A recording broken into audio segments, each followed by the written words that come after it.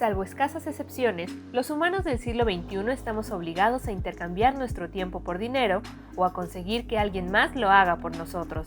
Nos han convencido de que nuestras vidas dependen de la economía y que cualquier sacrificio vale la pena con tal de defenderla. Capitalistas y socialistas del mundo entero han dado siempre por sentado que el trabajo produce valor, pero algo que no nos dicen es que también consume valor. De ahí que los bosques y las capas de hielo polar se reduzcan vertiginosamente. Nuestros dolores de espalda o de cuello, el cansancio que sentimos al regresar a casa cada tarde, son un reflejo a pequeña escala del daño que está sufriendo el planeta. La pereza no es la única alternativa al trabajo. Criticar las prácticas laborales que perpetuamos hoy en día no significa descartar el esfuerzo o el compromiso. No significa tampoco pretender que todo nos sea dado o nos resulte fácil. Sin embargo, estamos convencidos de que merecemos ser los amos de nuestro destino y que estar obligados a vender lo que más importa en la vida para sobrevivir resulta trágico, humillante e innecesario. Desde niños nos enseñan a postergar nuestros deseos y nuestra felicidad en espera de un tiempo que nunca llega y que, se supone, será la recompensa a muchos años de labor. El hábito del trabajo está tan anclado en nuestra sociedad que pocos nos cuestionamos las razones por las que lo seguimos haciendo. ¿Somos capaces aún de imaginar una sociedad en la que, en vez de amasar riquezas, o en la mayoría de los casos pagar la comida y la hipoteca, las relaciones humanas, la crianza de nuestros hijos, las satisfacciones que producen la filosofía, el arte, el cultivo de un jardín o de un huerto, la investigación, la creación, la aventura, estén en el centro de la vida cotidiana y no acotadas a nuestro muy escaso tiempo libre? Pues muy buenas noches, bienvenidos al programa La Revista de la Universidad. Hoy estamos en el estudio de TV UNAM en este modo pandémico híbrido en que a veces tenemos la suerte de poder tener a nuestros invitados con nosotros. Y hoy, pues bueno, tenemos a Arturo Alcalde Giustiniani. Él es abogado por la UNAM y bueno, con posteriores especializaciones se dedica al derecho laboral. Eres asesor de sindicatos, tanto dentro del sector público como privado, por ejemplo, Sindicato Nacional de Trabajadores del Seguro Social, ¿o ya no? Ya no.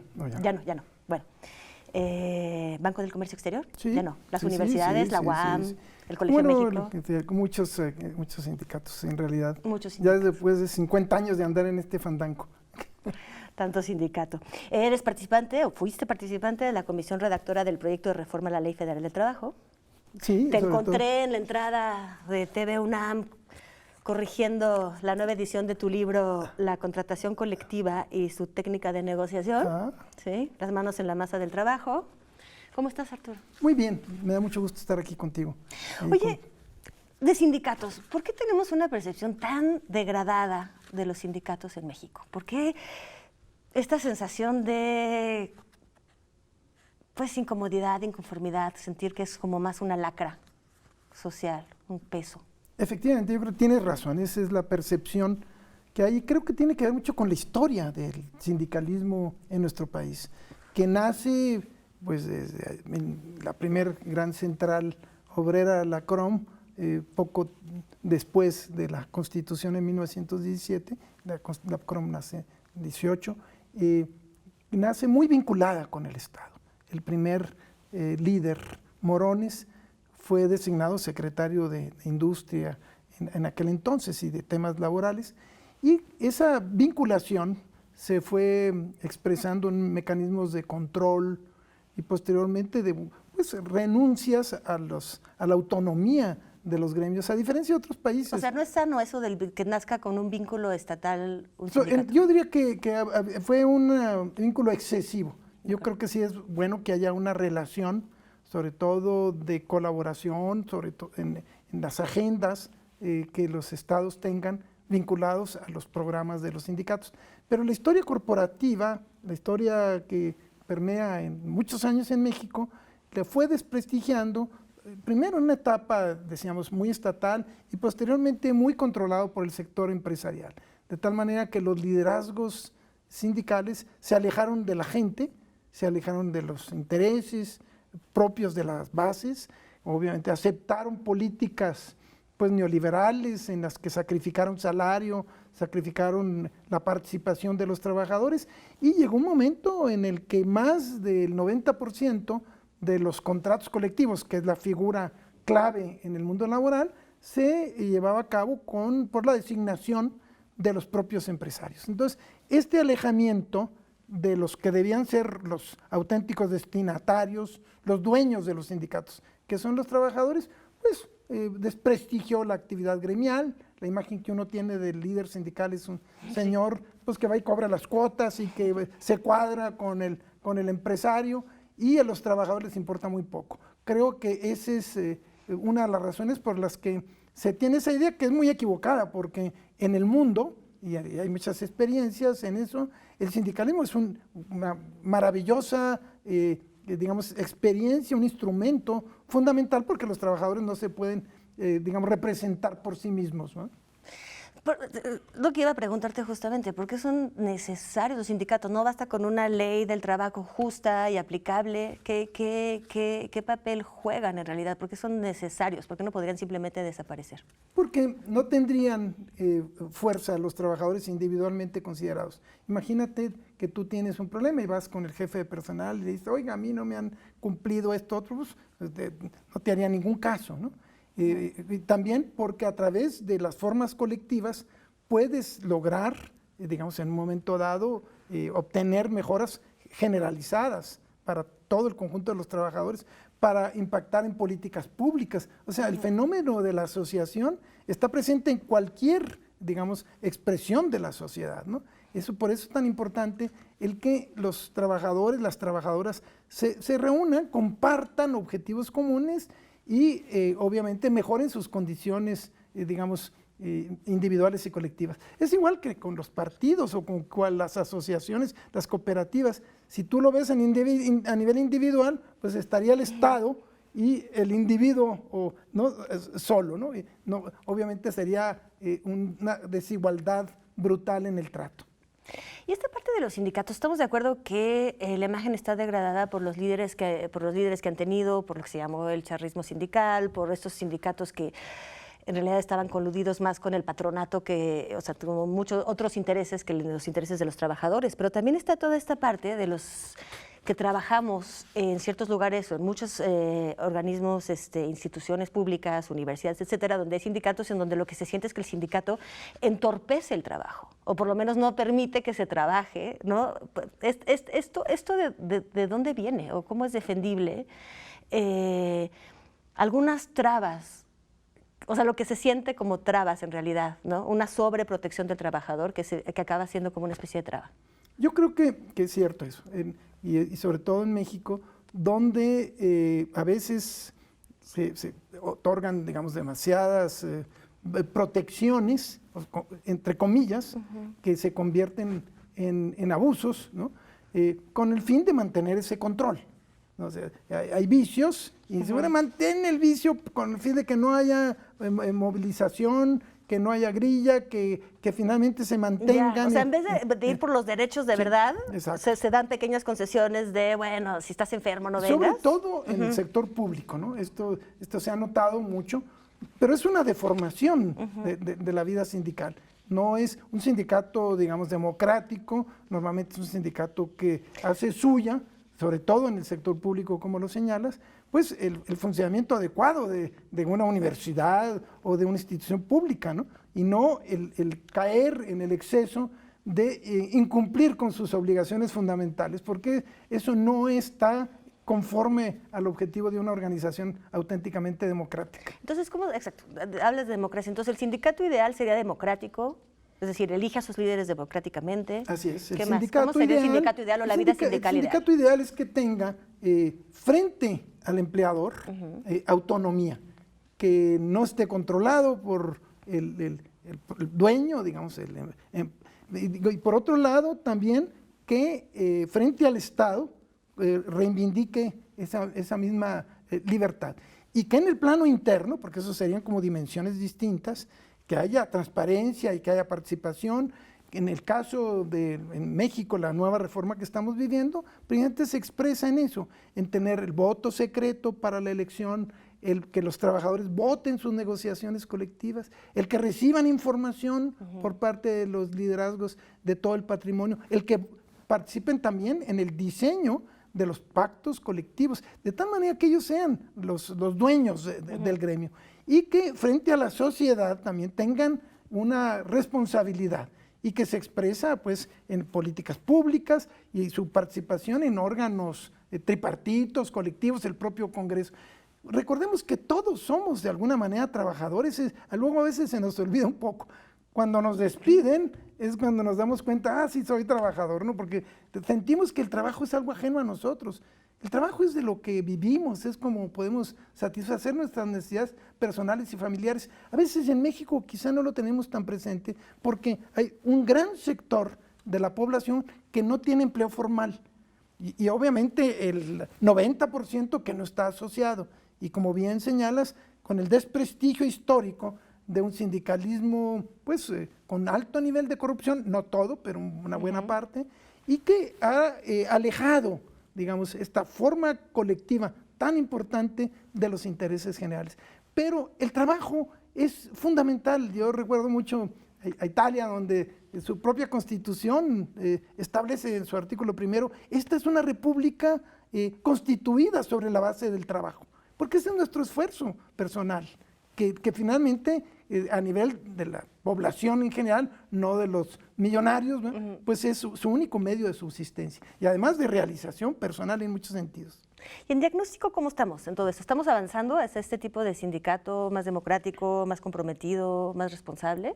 Yo creo que la reforma laboral que viene desde la reforma a la Constitución en 17, 2000, digamos, 17 y la reforma a la Ley Federal del Trabajo en 2019 y las nuevas instituciones que se han creado, el Centro Federal de Conciliación y Reforma Laboral, la transformación del sistema de justicia y la, digamos, demostración en un conjunto de leyes nuevas, como ha sido el tema de subcontratación, el tema de teletrabajo, en fin, hay realmente muy buenas noticias. Estamos viviendo un momento, a mi juicio, maravilloso en nuestro país, que se conoce poco. Es una primavera laboral, como se ha señalado. Oye, bueno, entonces vamos a repuntar como hacia lo positivo. Nos damos una pausa y regresamos a hablar bien cómo están sucediendo estas reformas. Excelente. ¿Cuál es el...? Va, bueno, nos damos una pausa y volvemos.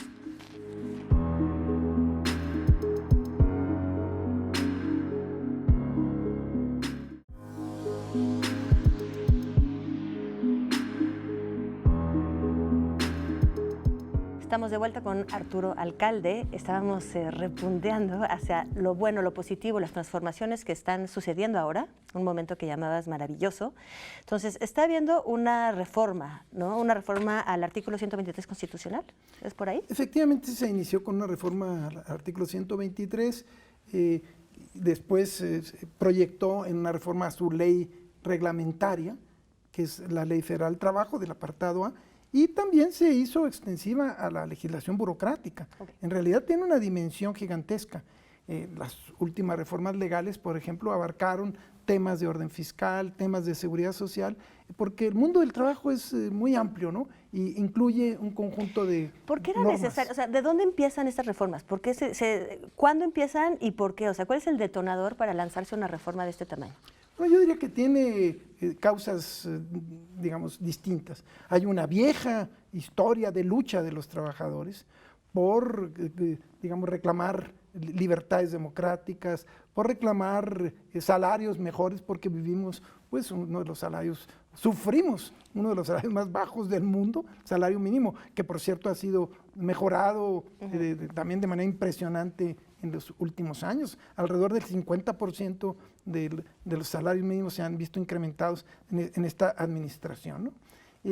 Y toda esa lucha, digamos, fue posicionándose a nivel internacional con quejas ante la Organización Internacional del Trabajo, ante comisiones de derechos humanos, otras centrales obreras del mundo. ¿Las quejas venían de gremios mexicanos? De gremios de luchas de mujeres y hombres en las distintas ramas de industria y en todas las zonas del país. Después, o sea, primero presión internacional. ¿Verdad? Así es, mucha presión nacional e internacional. El tema laboral empezó a permear en los instrumentos, digamos, normativos de orden económico, como fue en los tratados comerciales, ¿no? El TLC ya incluyó pues una preocupación a través de un instrumento que fue el Acuerdo de Colaboración Laboral de América del Norte. Posteriormente, cuando se iba a firmar el Acuerdo Transpacífico, hubo una serie de exigencias a México en términos de decir, oye, necesitamos revisar salarios, necesitamos revisar tu sistema de justicia, necesitamos... ¿Y cómo por qué? ¿En qué se meten? No, pero digamos, era precisamente por la propia, digamos, movilización mexicana. Es una combinación, verlo como un proceso de globalización positiva. ¿No? Okay. No como por qué se meten, digo, claro, se meten también porque cada quien tiene sus propios intereses.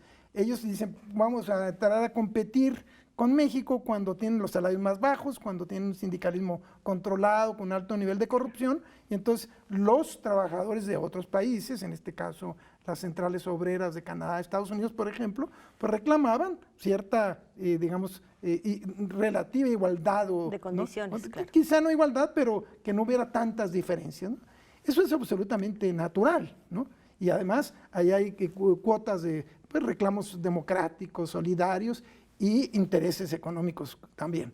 Entonces, este proceso de presión internacional, decíamos, se vio reflejado cuando se iba a negociar o se estaba negociando el acuerdo transpacífico. Después Trump no le interesó ese acuerdo, vino el TEMEC, ¿no? Este acuerdo comercial que hoy tenemos, y se empezó a decantar una agenda internacional, pero también compatible con la agenda nacional. Ya después, en el año, digamos, 2018, ¿no? Cuando llega el nuevo gobierno, que trae una agenda democrática en la que hace causa común con los trabajadores y dicen, queremos también este gobierno impulsar la democracia en el mundo del trabajo, que se había mantenido totalmente aislado, porque habíamos tenido una relativa democracia en el mundo electoral, pero nada en el mundo del trabajo. El tema laboral era un tema que se prohibía discutir. Porque, acuérdate, más del 90% de los contratos colectivos eran falsos, sí. Y siguen siendo, porque estamos en etapa de transición. Los patrones ponían al sindicato de su preferencia. Sí. Éramos un país que realmente que servía de mal ejemplo. No, y muy desinformado el trabajador. Claro, con repercusiones brutales. Porque decíamos el salario, pero son las condiciones de trabajo, las condiciones de higiene, sí. El abuso de las mujeres, la desigualdad en muchos sentidos, sectores excluidos como los trabajadores del campo, en fin. Y por esa razón, digamos, se fue fortaleciendo una agenda muy importante que encontró en el nuevo gobierno acogida y se reflejó en una reforma legal de dimensiones muy amplias y se fue continuando. Tú sabes que hoy ha habido reformas con relación a las trabajadoras del hogar, con relación a la subcontratación, ha habido algunas mejoras en materia también de la propia seguridad social, el tema del teletrabajo, o sea, hay realmente el impulso, digamos, de un nuevo modelo en transición. Y que es muy importante que se dé a conocer y por eso es tan importante esta ¿Cuáles son, digamos, los cambios como, los podrías como, digamos, desmenuzar, no desmenuzar, pero quizás señalar los principales cambios que está aportando esta ley del trabajo? Así uno... Yo diría que una repercusión muy importante es en el tema del valor del trabajo, que es lo que ya empezamos a confirmar. Hoy hay algunos, en los salarios. En los salarios. En los salarios, o sea, el valor del trabajo en términos, digamos, de compensación. Eso es una de las repercusiones claves. Un segundo tiene que ver con el tema de la democracia, o sea, de que los trabajadores puedan participar, elegir a sus representantes por voto secreto y directo, reclamar de los dirigentes información puntual de los dineros, participar en los procesos colectivos. Eso es. ¿Y eso cómo se hace? ¿El sindicato tiene que ser aprobado por alguna instancia? Hoy todos los dirigentes tienen que ser votados de manera directa y secreta, porque no solamente es secreta, sino es directa. Esto es un aporte de la legislación mexicana, no de la presión internacional. Eso hay que reconocerlo en favor, digamos, del esfuerzo, digamos, más reciente del gobierno y de su administración. Y hay observadores que lo... También ha habido se complementa en la cuestión de la observación. Otro cambio importantísimo es el sistema de justicia. Vivíamos el modelo de las juntas de conciliación y arbitraje que eran controladas y que siguen de alguna manera, porque insisto, estamos en proceso de transición, controladas por los poderes ejecutivos, los estados y por el propio gobierno federal. Ahora hay un nuevo sistema de justicia, va a ser el Poder Judicial, y ya lo está haciendo en varios estados, el Poder Judicial Federal y los poderes judiciales estatales, los que administran la justicia. Hoy hay nuevos procedimientos, los procedimientos van a ser orales, mucho más rápidos, con nuevas tecnologías, en la que se pone en el centro el tema de la conciliación. Eso es fundamental. Entre trabajador y patrón, digamos. Sí, el diálogo responsable, el diálogo individual para resolver los conflictos de ese orden, pero también el diálogo colectivo, para que haya realmente negociaciones en las que los intereses de los empleadores, su exigencia totalmente fundada de tener un modelo laboral que colabore con el uso racional de los recursos humanos, ¿no? Y también por el lado de los trabajadores, el reconocimiento a su dignidad. Yo diría que quizá la ruta es el trabajo digno que ha planteado la OIT, que tiene que ver con todo, con igualdad de género, la igualdad sustantiva entre el trabajo de las mujeres y los hombres, el respeto a la igualdad y a la dignidad de todos los trabajadores, y a su vez las expresiones en materia de, digamos, derechos individuales y colectivos. Claro. O sea, la OIT, sí es, la Organización Internacional de Trabajo, sí es como señero de lo correcto, de lo que hay que seguir. O sea, sí lo tiene. Es una institución pues, centenaria, ¿no?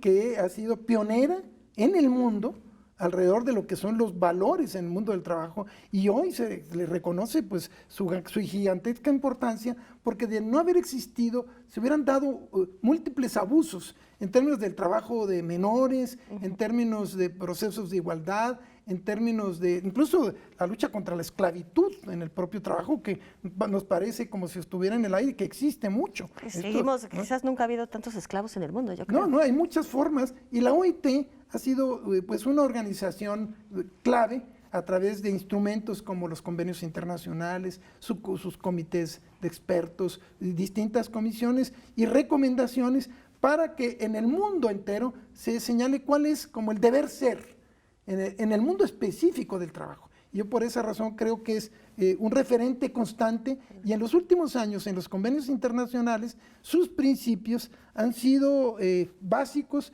para la construcción pues, de ciertos estándares de reclamo entre unos países y otros.